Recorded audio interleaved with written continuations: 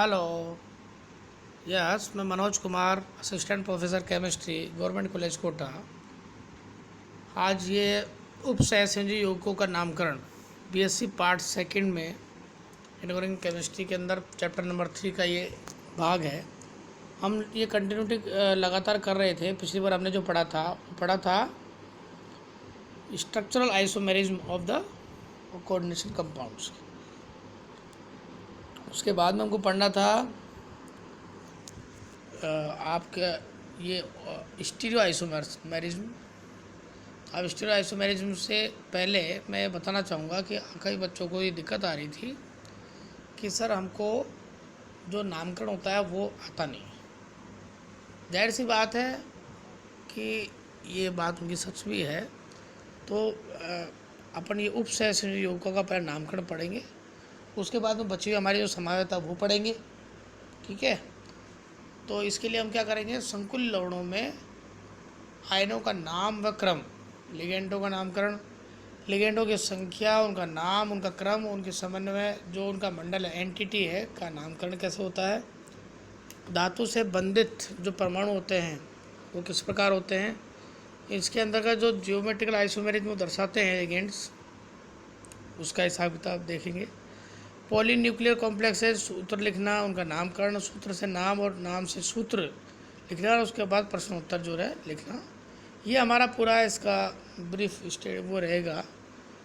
अब इसके अंदर हमने जो मेन बात हमने जो बता रखी है वो है इसके बाद में कि किस प्रकार से हम इसको करेंगे। मैंने आपके लिए इसमें कई प्रकार के नोट्स इसमें संकलित किए हैं। जैसे आपके इसमें समझने के पर्पज़ से इंग्लिश मीडियम और हिंदी मीडियम के दोनों का जो नोट्स हैं तो वो ऐसी किताबों से लिए गए हैं, ऐसे नोट्सों से लिए गए हैं जिससे आप बिल्कुल टू द पॉइंट समझ सके। हमारा मेन उद्देश्य है कि आपको ये चीज़ याद हो, आपको चीज़ समझ में आए, ताकि आप कभी भी इस चीज़ में कन्फ्यूजन नहीं हो। इसलिए मैंने इस संबंधित सारे के सारे जो नोट्स हैं आपको ई कंटेंट के रूप में भिजवा दिए गए हैं, और अब इसको मैं पढ़ा भी रहा हूँ आपको। तो अब देखिए, ये आपको हिंदी मीडियम इंग्लिश मीडियम, ये मेरे खुद के पर्सनल नोट्स है वो हैं। इस पूरे नोट्सों के बाद में मुझे नहीं लगता किसी प्रकार की आपको कोई दिक्कत इसमें आएगी।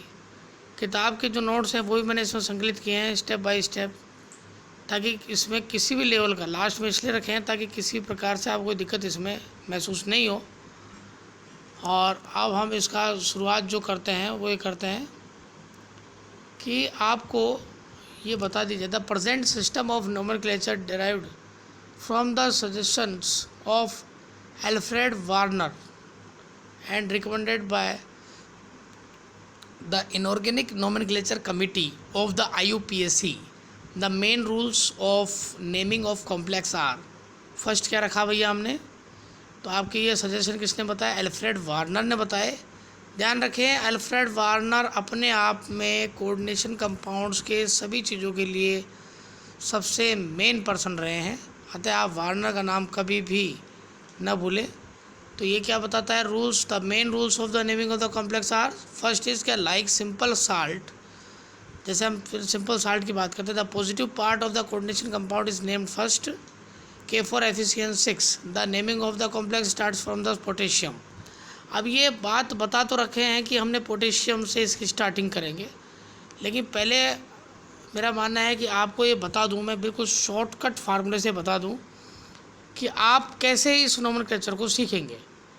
देखिए, आए हम इसको पूरा आगे बढ़ा देते हैं, और बढ़ाने के बाद में मेरे खुद के नोट्सों पे आता हूँ। मैंने इसमें सभी का फार्मूला कंबाइन कर रखा है। देखो, फर्स्ट नंबर पे आता है इनऑर्गेनिक कंपाउंड्स का कॉम्प्लेक्सिटी। एक तरफ मैंने कैटाइन का नामकरण कैसे होता है उसका बता रखा है, दूसरे में बता रखा है कि जब आपके इसमें ऋणायन या एनियन प्रेजेंट हो तब आपको नामकरण किस प्रकार करना है। फर्स्टली हम बात करते हैं इसकी। इसमें मैंने बोल रखा है कि ये फर्स्ट जो है ये क्या बताता है, आपका मेटल एटम बताता है जो कि कैटायन को व्यक्त करता है। दूसरा आपका एम व्यक्त करता है सेंट्रल मेटल आयन को। इसके बाद में ABC आपके लिगेंड्स को व्यक्त करते हैं। और ये ध्यान रखें, ये पूरा जो एक एंटिटी है ये अपने आप में एनियन के रूप में व्यक्त होता है, और जबकि कैटायन के रूप में फर्स्ट जो पोर्शन आपका एम और ये व्यक्त होता है। अब आप देखिए नेम ऑफ द कैटाइन, सबसे पहले आपको जो लिखना है, क्या लिखना है इसके अंदर, नेमिंग के अंदर क्या लिखेंगे आप, सबसे पहले इस फॉर्म के अंदर आप नेम ऑफ द कैटाइन लिखेंगे। मैं एग्जांपल समझाऊंगा अभी आपको। इसके बाद में चूँकि ये एक छोटा स्मॉल गैप आएगा, गैप के बाद में आएगा name of the ligands in alphabetical order. तो name of the ligands in alphabetical order, इसमें क्या आएगा, ए बी सी, आपके इन तीनों के अंदर अल्फ़ाबेटिकल ऑर्डर आएगा। Then the name of the central metal ion, ये आपका सेंट्रल मेटल आयन का जो आपका नेम है वो लिखेंगे। सेंट्रल मेटल आयन का जो नेम लिखने के बाद में आप उसके आगे 8 लगाएंगे, ये प्लस ATE का मतलब आप उसमें जो भी लगाएंगे उसमें 8 ATE और लिख देंगे। और उसके बाद में oxidation state in Roman numerals लिखेंगे। ये जो आपका जो ऑक्सीडेशन स्टेट के जो नाम आएगा फर्स्ट सेकंड थर्ड, वो इस प्रकार से लिखेंगे कि आपको इसमें केवल आपको हमेशा क्या करना है, कॉम्प्लेक्स के सेंट्रल मेटल एटम का ही ऑक्सीडेशन नंबर देना है। ये मैंने आपको अलग से इंडिकेट करके लिख भी दिया है यहाँ पे, देखिए इसमें देख लीजिए, हमेशा कॉम्प्लेक्स के सेंट्रल मेटल एटम की ही ऑक्सीडेशन नंबर लिखी जाती है। तो अब आपको इसका एग्जांपल देते हैं, देखा ये देते हैं अब आपको एग्जांपल नंबर, जैसे यार ये 2 एग्जांपल दिया आपको, Na2 ब्रैकेट बड़े ब्रैकेट में CrOF4। ध्यान रखें Na2 के अपने आप में क्या है, मेटल एटम है फर्स्ट नंबर का, ये ऐसे कैटायन भी बोल सकते हैं हम। दूसरे नंबर पर ये आता है CrO4, ये क्या है अपने आप, Cr क्या है यहाँ पे, ये आता है आपका central metal atom second number का, जो मेन आपका सेंट्रल मेटल एटम है, इसकी ही ऑक्सीडेशन नंबर आपको लिखना है आगे। और ये ऑक्सीजन, और ये F4 OF4, O मतलब ऑक्सीजन, ये भी आपका एक लिगेंड है, और F4 जो आपका है ये भी आपका है लिगेंड है। और ये F4 क्या है आपका, फ्लोराइड है, जबकि इसमें 4 आपको कितने संख्या में आती है ये भी आपको लिखना है। तो अब देखिए सबसे पहले हमारे एग्जाम्पल के अनुसार सबसे पहले क्या लिखेंगे, sodium. Name of the cation क्या है आपका, सोडियम। देन एक स्मॉल गैप, स्मॉल गैप के बाद में आपने क्या किया, टेट्राफ्लोरो ऑक्सोक्रोमेट, टेट्राफ्लोरो ऑक्सोक्रोमेट। अब इसके अंदर आपने लास्ट में हमने Cr किया, जब निकालेंगे ऑक्सीकरण अंक निकालेंगे या ऑक्सीडेशन स्टेट निकालेंगे तो क्या आएगा आपका 4, जिसको आपको हमेशा किस में लिखना है, रोमन न्यूमेरल्स में लिखना है। तो नाम क्या हो जाएगा इसका, सोडियम टेट्राफ्लोरो ऑक्सो क्रोमेट। इसमें हमेशा ध्यान रखना है कि आपको टेट्रा से नहीं देखना है, आपको देखना है लिगेंड्स में ऑक्सीजन है कि फ्लोरीन। तो ऑक्सीजन का O आता है, फ्लोरीन का फ्लोरो का F आता है। अब F और O के अंदर आपको देखना है पहले कौन सा आएगा अल्फाबेटिकल ऑर्डर में, फ्लोरो, क्योंकि इसकी संख्या 4 है तो क्या लिख दिया आपने, टेट्रा। तो सोडियम टेट्रा फ्लोरो ऑक्सोक्रोमेट, ये 4th नंबर आपका आकर ये आपका इसका नामकरण हो जाता है। एग्जाम्पल आपका ये देते हैं, जैसे ये K4NiCN का होल 4। अब ये पोटेशियम, सबसे पहले क्या लिखेंगे, पोटेशियम। अब इसके नीचे अंडरस्कोर, यह स्मॉल गैप जो आपकी बात करते हैं, अंडरस्कोर का मीनिंग यहाँ पे है स्मॉल गैप से पोटेशियम। अब आता है आपको क्या, साइनो। साइनो क्या है आपके 4 है, तो टेट्रा साइनो। और कोई लिगेंड नहीं आपका, निकिल। और फिर आपका 8 निकिलेट। और फिर आपको क्या लिखना है, आपका ऑक्सीडेशन 0 है तो आप 0 लिखें या नहीं लिखें तो एक ही बात। पोटेशियम टेट्रा साइनेटो निकिलेट, ठीक है, ये आपका इसका आंसर हो जाएगा। आपका हो जाएगा K3FeCN6 एग्जाम्पल नंबर 4। तो सबसे पहले आपको क्या लिखना है, फर्स्ट नंबर का मेटल क्या लिखना है आपको, पोटेशियम। उसके बाद में क्या लिखना है आपको, हेक्सा। कितने हैं भैया, 6 साइनो कितने हैं, 6 का मतलब क्या होता है, हेक्सा। CN का मतलब साइनो, हेक्सा साइनो। तो क्या लिखना है, हेक्सा साइनो फेरेट। ये जो फेरस है आपका, फेरस के बाद में अगर आपका आएगा 8 तो क्या आएगा इसमें, फेरेट। और फेरेट के बाद में आएगा, इसका ऑक्सीडेशन नंबर निकालेंगे हम आपको थर्ड। इसको पोटेशियम फेरिसाइनाइड्स भी कहते हैं, और ऊपर वाले जो K4 है उसको कहते हैं पोटेशियम फेरोसाइनाइड। ये इसके वो नाम हैं जो आपके प्रचलित नाम है। इस प्रकार से ये IUPAC नोमेनक्लेचर आपका कैटायंस और एनायंस के हिसाब से पूरा होता है। और यदि केवल इसमें आपका एनियन है तो आप देखिए, इसे गौर से देखिए आप, यही मैंने आपकी प्रॉब्लम सॉर्ट आउट कर दिया। आपको एक्स्ट्रा कहीं भी कुछ सीखने की आवश्यकता नहीं है। जो आपको सिंपल फार्मूला बताया गया है इसको आप पालना करें। बाकी सब नियम है, नियम आपको अगर बार बार पालना करेंगे, जैसे आप सड़क पर एक बार नियम सीख लेते हो, क्या बार बार चलाते टाइम थोड़ी सीखते हो कि मुझे दाएं पर चलना है, बाएं चलना है, कैसे चलना है, कैसे नहीं चलना है। वो ऑटोमेटिक सर आपके अंदर महसूस हो जाते हैं, आप ऑटोमेटिक उसी हिसाब से चलते हो। आपको कहाँ से आपको दाएं से निकलना है। तो इसी प्रकार से आप जब अभ्यास करेंगे तो धीरे धीरे आपको ऑटोमेटिक अलग से नियम याद करने की ज़रूरत नहीं पड़ेगी। एक बार नियम को 2 बार पढ़ने के बाद में आप ऑटोमेटिक उसी फॉलो करोगे। तो ध्यान रखिए, दूसरा फॉलो ये पढ़ाया मैंने, इसमें बड़े ब्रैकेट के अंदर लिखा है सेंट्रल मेटल एंड एटम जो आपका। इसके बाद में ABC जो लिगेंड्स का जो आपका क्रम आएगा। इस ब्रैकेट को बंद करने के बाद हम एनियन जो आपका रेनान की बात अगर करते हैं तो वो आएंगे। इसमें देखिए आप, जो मोस्टली जो पॉपुलर जो चीज़ है वो क्या है कि सबसे इम्पोर्टेंट इसमें यह है कि आपका नेम ऑफ द एनियन जो है वो भी इसमें लिखा जाता है। देखिए, नेम ऑफ लिगेंड्स, सबसे पहले लिगेंड्स आएंगे इन अल्फ़ाबेटिकल ऑर्डर। इसके साथ साथ ही फिर उसमें क्या आएगा, नेम ऑफ मेटल एटम। इसके बाद में आप स्मॉल गैप लगाएंगे, ऑक्सीडेशन नंबर लिखेंगे और नेम ऑफ द एनियन। जैसे आपका फर्स्ट नंबर का आपका आता है, इसमें AG, फिर आपका ब्रैकेट में NH3 का होल ट्वाइस, ब्रैकेट बंद Cl, और इसमें आपको माइनस भी लगा हुआ है। तो ये देखो, ध्यान रखो, सबसे पहले आपको क्या लिखना है, सबसे पहले आपको लिखना है लिगेंड्स इन अल्फ़ाबेटिकल ऑर्डर। तो अल्फ़ाबेटिकल ऑर्डर के अंदर जब आप लिखेंगे तो देखो लिखें, 2 आपके एमीन हैं, 2 आपके एमीन में लिखेंगे डाई एमीन। स्पेलिंग आपको ध्यान रखेंगे, 1 M नहीं है इसमें, 2 M है, 2 M है। ये 2 M क्या क्या बताते हैं आपको, डाई एमीन। तो डाई एमीन, फिर है silver, central metal ion silver, bracket में फर्स्ट, चूँकि उसके oxidation state in Roman numerals, ये लिख दिया हमने। और उसके बाद में लगाया हमने Cl का क्लोराइड। ये पूरा का पूरा जो हमने बताया है, इसके बाद में आप एक एग्जांपल और ले सकते हैं। ये प्लेटिनम वाला एग्जांपल नंबर 5, PTNS3 का 6, और उसके बाद में ब्रैकेट बंद करके Cl4। तो इसको क्या लिखेंगे हम, हेक्सा एमीन प्लेटिनम 4 क्लोराइड। ये सारे आपके जो एग्जांपल हैं इस प्रकार से दे रखे हैं। ये बात आप ध्यान रखें कि ये जो आपके ब्रिज कंपाउंड है, ब्रिजिंग ग्रुप्स हैं, इन सब का अलग से मैंने बता दिया है, इसके अलावा बताया जाएगा। तो इसलिए कन्फ्यूज मत हो, अभी जो आपको बता रखा है उसको आप ध्यान रखें। अब आप शुरुआत से वापस चलें तो आप रिवीजन करते हुए चलेंगे हम इसमें। ये देखिए, यहाँ आपको सबसे पहले लिगेंड्स के नाम याद रखने हैं। अगर आपको नाम याद नहीं है तो आप कुछ नहीं कर सकते, ठीक है।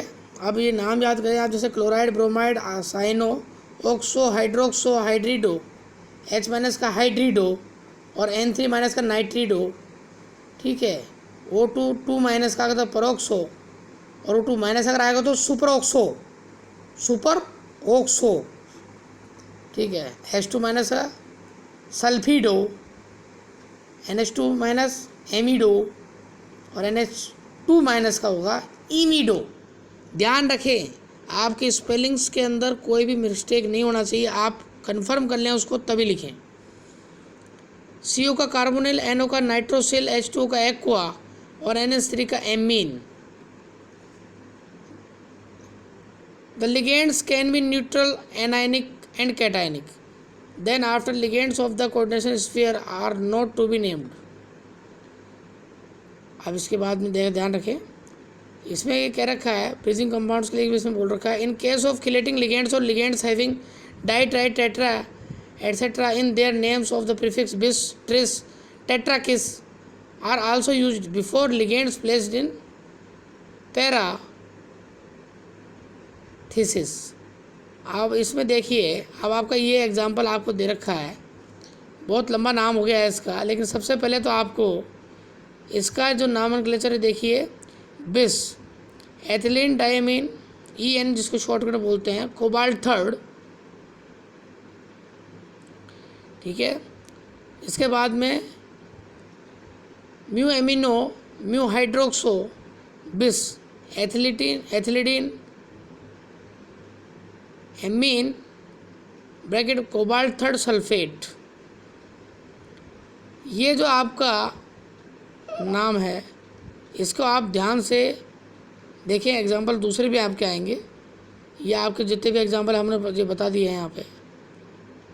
ये देखिए, सबसे पहले क्या, if a complex ion has 2 metal atoms then it is termed polynuclear. The ligands which connects the 2 metal ions is called as bridging ligand or bridge group. A prefix of Greek letter mu is repeated before the name of each different kinds of bridging groups. ठीक है, आप इसमें कर सकते हैं, कोई इसमें example वाली बात नहीं, आपके आंसर इसमें मैंने दे रखे हैं। सीधी सीधी बात है, आपको पहले देखना पड़ता है कि आप ब्रीजिंग कंपाउंड में किस प्रकार का हुआ है, बिस ट्रिस टेट्रा किस, ये सब आप ध्यान से देख के और किस एग्जांपल आप देखेंगे करेंगे तो आपको समझ में आ जाएगा।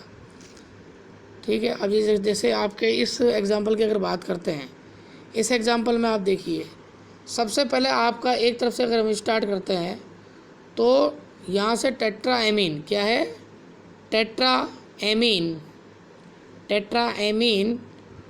फिर उसके बाद आएगा कोबाल्ट डैश म्यू डैश एमिडो, चूँकि एमिडो पहले आएगा, डैश म्यू नाइट्रो, फिर आएगा टेट्रा एमीन, उसके बाद में आएगा वापस कोबाल्ट, वापस के ऑक्सीडेशन नंबर लिखेंगे थर्ड, क्लोराइड। अब आपको थोड़ा थोड़ा समझ में आएगा, आप सिस्टमेटिक लिखेंगे। बहुकेंद्रिक केंद्रिक, ये देखिए संकुल यौगिकों का नामकरण, यदि जटिल यौगिक में 2 या 2 से अधिक धातु परमाणु हो तो उससे बहुकेंद्रीय जटिल यौगिक कहते हैं। सेतु लिगेंड जो 2 धातु परमाणुओं को जोड़ते हैं उससे पहले म्यू पूर्व लग्न लगाया जाता है। सेतु लिगेंड को अन्य लिगेंडों के साथ वर्णमाला में लिखा जाता है। ये आपका ऊपर से लेकर हमने ये पूरा कंप्लीट कर दिया है। और अब देखिए, आप ऑक्सीडेशन निकालना इसका। देखिए, ये आपका अगर मान लो X मान लिया जाता है तो इस कंपाउंड के अंदर tetra amine aqua chloro cobalt third chloride के अंदर अगर हम नोटिफाइड करते हैं तो इस नोटिफाइड को आप देखें, ध्यान से देखें, तो ध्यान से देखने पर देखा टेट्रा एमीन, इसमें देखो कोबा, ये आपका माना ये X है तो X के बराबर क्या +3 -1 किसका आएगा आपका, ये -1 किसका है आपका, ये Cl का है। ठीक है, और ये पूरा सिस्टमेटिक दे रखा है, +3 -1 +4 गुणा ×4 0 +1 × 0 = +2। और वैसे भी आप देख सकते हैं अमोनिया न्यूट्रल मॉलिक्यूल है, H2 न्यूट्रल मॉलिक्यूल है, आपका एक Cl है, ये Cl आपका जब बाहर ये जाएगा तो कोबाल्ट का आपका क्या हो जाएगा, कोबाल्ट क्या हो जाएगा आपका 4 एमीन H2, ये दोनों ही आपका क्या है न्यूट्रल मॉलिक्यूल है। और न्यूट्रल मॉलिक्यूल के आधार पर आपका क्या होगा कि ये आपका चूँकि मल्टीप्लाई बाय 0 बराबर = +2।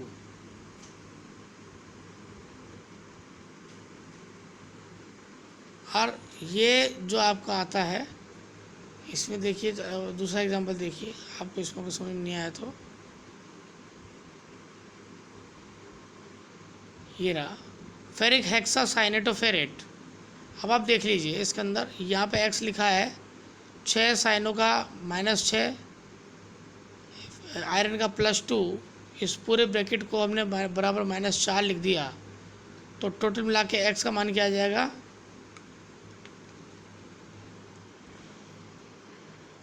3+ आ जाएगा। इस प्रकार ये जितने भी आपका है इसको आप वाइंड अप करते हैं। नेक्स्ट इसको बाद में करेंगे आपके लिए, ठीक है। Thank you.